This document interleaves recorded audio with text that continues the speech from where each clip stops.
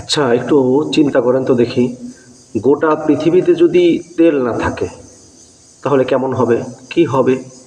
কি অবস্থা হবে পৃথিবীর? একটু ভাবা যায়? আজ থেকে ১ মাস আগেও যদি এই চিন্তাটা কেউ করত যে গোটা পৃথিবীতে তেল থাকবে না, এটা কারো চিন্তায়ও আসতো না, এবং এটা কেউ মনেও করতো না। বা কেউ যদি এটা বলতো তাহলে তাকে তুচ্ছ-তাচ্ছিল্য করা হতো বা করতো মানুষ। এটা কি সম্ভব? গোটা পৃথিবীতে তেল ছাড়া গোটা পৃথিবী চলে বা কীভাবে হবে? এটা কি সম্ভব? কিন্তু এখন একটু চিন্তা করে দেখেন, গোটা পৃথিবীতে যদি তেল না থাকে, এই কথা বলার সাথে সাথে মানুষের চিন্তা হয় যে না, হতেও পারে গোটা পৃথিবীতে তেল থাকবে না বা তেল শূন্য পৃথিবী হতেও পারে। আজকে ইরান এবং আমেরিকার যুদ্ধের ১ মাস, আজকে ৩০ দিন পার হলো। ১ মাস পার হওয়ার পরে সারা পৃথিবীতে এবং আমাদের বাংলাদেশেও তেলের জন্য হাহাকার। মানুষ হাহাকার করছে তেলের জন্য, লম্বা লাইন, যেটা পৃথিবীতে বাংলাদেশের ইতিহাসে এটা একেবারে বিরল। এর আগে এত লম্বা লাইন তেলের জন্য কোথাও হয়নি, মানুষ দেখেনি। এত লম্বা লাইন মানুষের ধরতে হয়নি।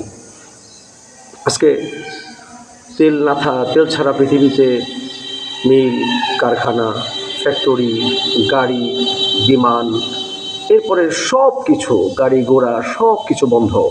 তেল যদি না পাওয়া যায়, না থাকে, যদি যেখানে তেল উৎপাদন করা হয়, যেখানে তেল রিফাইনিং করা হয়, তেল যেখান থেকে তোলা হয়, সেই জায়গা থেকে যদি একটা করে মেরে দেয় আর তেল গোটা বিশ্বে তেল বন্ধ হয়ে যায়, তাহলে কি অবস্থা হবে? গাড়ি বন্ধ, ফ্যাক্টরি বন্ধ, বিমান বন্ধ, সব কিছু বন্ধ হয়ে যাবে। কিয়ামতের আগে দাজ্জাল গাধার পিঠে উঠে গোটা পৃথিবী সওয়ার করবে, ভ্রমণ করবে। আর ইমাম মাহদি আলাইহিস সালাতু ওয়াস সালাম এবং তার সঙ্গী সাথীদের নিয়ে ঘোড়সওয়ার হয়ে, অর্থাৎ ঘোড়ার পিঠে উঠে তিনি আসবে। তাহলে গাধার পিঠে বা ঘোড়ার পিঠে উঠে ইমাম মাহদি গাধার পিঠে উঠে দাজ্জাল কেন সওয়ার করবে? যেখানে আধুনিক টেকনোলজি, আধুনিক ব্যবস্থা, আধুনিক সব কিছু, সেখান থেকে ঘোড়ায় কেন, গাধায় কেন? একটু চিন্তা করেছেন কখনো? আজ থেকে নিয়ে ১ মাস আগে যদি এই চিন্তা করতো মানুষ, বা মানুষ যদি বলতো, এটাকে একটা অবাস্তব মনে হতো। কিন্তু এখন এই সময়ে এসে কিয়ামতের আগে কোনো টেকনোলজি থাকবে না, কোনো গাড়ি থাকবে না, বা গাড়ি, বিমান, যেখানে রকেট,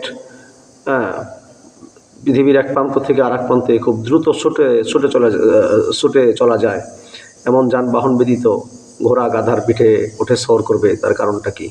এখন এসে যদি চিন্তা করি যে না, কিয়ামতের আগে ইমাম মাহদি ঘোড়ার পিঠে উঠে সওর করে আসবে, ঘোড়সওয়ার হয়ে আসবে, এবং তার সাথী সঙ্গী যারা আছে, তাওহীদের পক্ষে যারা আছে, তারা ঘোড়ার পিঠে উঠে আসবে, এবং দাজ্জাল গোটা পৃথিবীতে গাধার পিঠে উঠে সওর করবে, ভ্রমণ করবে গোটা পৃথিবীতে। এখন এটা মেনে নেওয়া বা বোঝাটা খুব সহজ। একটি যুদ্ধে আমাদেরকে কিয়ামতের আগে যে প্রেক্ষাপটটা হবে, সেই প্রেক্ষাপটের অবস্থাটা আমাদেরকে বুঝিয়ে দিল, বা বুঝতে আরও অনেক সহজ করে দিল।